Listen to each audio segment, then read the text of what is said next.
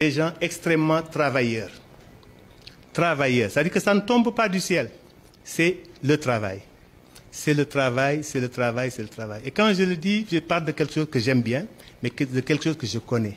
Il y a très peu de gens qui savent ce que c'est que le bonheur du travail, le plaisir du travail. Il y en a très peu. Au Sénégal, beaucoup de gens, ils travaillent pour l'argent. Ils travaillent parce qu'il faut qu'ils gagnent à la fin du mois quelque chose. Alors que, moi, je pense que le travail, poussé à un certain niveau, c'est même une distraction. Le bonheur du travail. On peut arriver à l'extase, content parce qu'on a fait un bon travail. Parce qu'on a... Il nous est arrivé, nous, de travailler 24 heures. Il nous est arrivé de travailler 7 jours sur 7. On sait bien, hein, pendant de très longues années, hein, elle est là, on ne prenait pas de congé. On a travaillé au moins 15 à 20 ans pendant lesquels on dit pas de congé. Les congés, il faut les gens, les Européens qui prennent congé, qui vont en vacances. Moi, j'ai toujours dit, leurs parents, leurs arrière-grands-parents, ils se sont sacrifiés. Ils ont fait ce qu'il fallait faire, ils ont construit une économie forte, ils ont construit, ils ont développé. Aujourd'hui, ils peuvent en profiter. Mais nous, nous n'en sommes pas là. Je pense que notre génération, votre génération aussi, nous devons au moins faire un certain nombre de sacrifices pour construire ce pays-là. Le Sénégal, figurez-vous, c'est un beau pays. C'est un beau pays et facile à construire. Quand vous avez comment on va dire, vous avez 750 km de côte, vous avez la mer, vous avez le climat que vous avez ici, du soleil toute l'année. C'est un don de Dieu, c'est pas ça. Donnez ce pays-là aux Israéliens, vous verrez ce qu'ils vont en faire. Ça va être un paradis. Le problème, c'est nous. Et il faut qu'on l'accepte, qu'on se remette en cause. On ne travaille pas assez. On s'amuse trop. Et le travail, c'est de l'amusement en plus. Il faudrait que notre jeunesse, il faudrait que nous, Sénégalais, qu'on prenne conscience de à quel point il est important qu'on se remette en cause sur ce plan-là, mettre le travail en avant. D'ailleurs, Serigne Touba ne dit-il pas que le travail, c'est Jaamu Yàlla? C'est-à-dire que pour lui et pour les disciples, le mouride d'ailleurs en général, c'est deux choses qui sont fondamentales. Ça veut dire liggéey ak Jaamu Yàlla. Travaille comme si tu ne devais jamais mourir. Mais aussi adoration de Dieu comme si tu devais mourir demain. Donc ça, c'est des choses qu'il faut. Et quelqu'un aussi disait, il n'y a pas pire que de savoir combien on va gagner à la fin du mois. C'est-à-dire qu'on est le premier du mois, je sais qu'à la fin du mois, j'aurai 200 000. Il disait ça.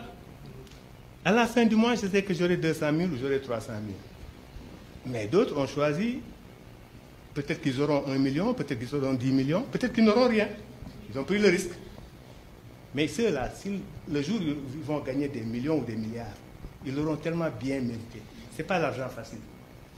On nous a habitués à l'argent facile pendant quelques années. Nous aimons le bien matériel, nous aimons l'argent, c'est vrai. Mais il y a plus que ça, et c'est à cela que je vous invite. C'est vraiment un engagement personnel, où que vous soyez, d'être différent. De faire en sorte qu'on vous regarde autrement, parce que vous aurez été des personnes différentes. Différentes parce que si on veut faire plus et mieux que les autres, on ne fait pas pareil que tout le monde. Et puis une autre chose importante, on tend trop facilement la main. Il faut apprendre à dépendre de soi. Je vous assure, la vie, on ne peut pas ne pas avoir de difficultés. Mais si on compte sur soi, si on a cette confiance en soi, si on a cette fierté de ne jamais aller dire aux voisins « donne-moi ceci ou donne-moi cela », on trouvera toujours des solutions. Par nous-mêmes.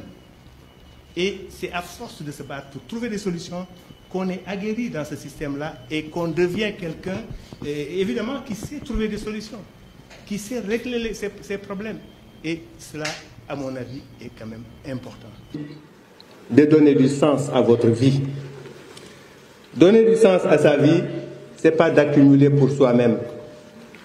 C'est de vivre d'abord pour soi, certes, mais aussi vivre beaucoup plus pour les autres. Et ça, c'est le propre des grands hommes. Gardez en vous la dignité, extrêmement important. Gardez en vous la fierté, extrêmement important. Il faudrait qu'on fasse un peu moins de politique. Tu vois des jeunes qui choisissent tout de suite d'aller être politiciens. Il faut avoir un métier d'abord. Après, on fait la politique parce qu'on veut bâtir son pays, on veut construire, on veut, comment on va dire, on veut participer, on s'engage. Mais on s'engage aussi avec conviction. Ce n'est pas de l'opportunisme. Et j'ai le sentiment que beaucoup, aujourd'hui, ils vont par opportunisme. Je vais suivre M. Tel parce qu'il me semble avoir de l'avenir. Le jour où il arrive au pouvoir, alors hop, je suis à côté. Ce n'est pas bien. Il faut qu'on bannisse ces comportements. Ce qui est bien, c'est de travailler.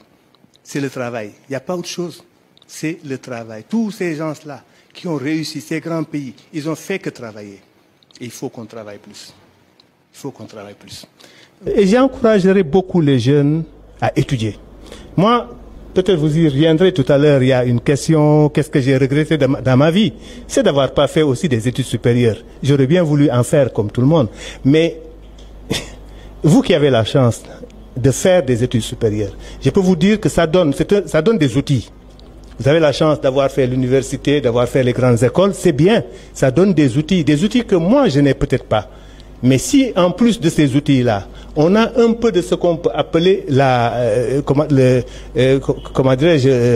l'entrepreneurship, l'esprit d'entreprise, on a cette conviction de se battre, ce volontarisme de réussir et de réussir honnêtement, mais je peux dire on peut faire des miracles. Ne soyez pas dépendants. Comptez d'abord sur vous-même. Ayez confiance en vous. Travaillez dur, aimez travailler, soyez les premiers sur le lieu, soyez les derniers à partir. Mais à chaque fois qu'on dit férié, je suis malade. Il y en a trop, on ne travaille pas. Qu'est-ce que ça veut dire? Mais samedi, dimanche, je vous assure que nous, on travaille samedi, dimanche. Il n'y a pas eu un jour de tabaski où j'ai tué le mouton, j'ai laissé là à la maison et je suis parti ouvrir Sedima. Qu'est-ce qu'on peut faire plus? Jour de tabaski. J'égorge mon mouton, je laisse là et je vais ouvrir mon magasin. Nous, le meilleur jour, c'était le dimanche. Le meilleur jour, on faisait le meilleur chiffre d'affaires, c'était le dimanche. On travaillait 7 jours sur 7 pendant des années. Le dimanche, les fonctionnaires ou les gens qui ont leur ferme et tout ça là, ils ont le temps, ils allument leur voiture, ils venaient à Sedima. Nous, on était là, c'est là où on les recevait. On les recevait, on discutait, on donnait des conseils, on les encadrait. C'était le dimanche, le meilleur jour. Mais on travaillait 7 jours sur 7. Parce que ma conviction est que l'Afrique doit nourrir l'Afrique. Et j'ai même souvent dit, produire ce que nous mangeons et manger ce que nous produisons. Il y a des choses pour lesquelles on n'a pas les compétences, on a besoin de l'étranger, de l'investisseur étranger, on a besoin des partenaires pour nous accompagner dans ces choses-là. Mais il y a des choses que nous savons faire, faisons-les. Et parmi ces choses-là, l'agriculture en premier. La valorisation, la transformation, la création de richesses, ce sont des choses sur lesquelles nous devons mettre l'accent. Et un des moments forts, peut-être qu'on va y revenir, que j'ai beaucoup apprécié dans notre vie en commun, c'est le jour où je me suis rendu compte que le soir, en mangeant notre dîner, je me rends compte qu'on était en train de manger notre poulet à nous, que nous avons élevé, avec des tomates qui sont là, que nous avons cultivées, des oignons à côté que nous avons cultivés, et quoi d'autre, des pommes de terre que nous avons cultivées. Ben, il fallait juste aller acheter un peu d'huile et puis des oignons. Ça, c'était de l'autosuffisance alimentaire. J'étais très, très content.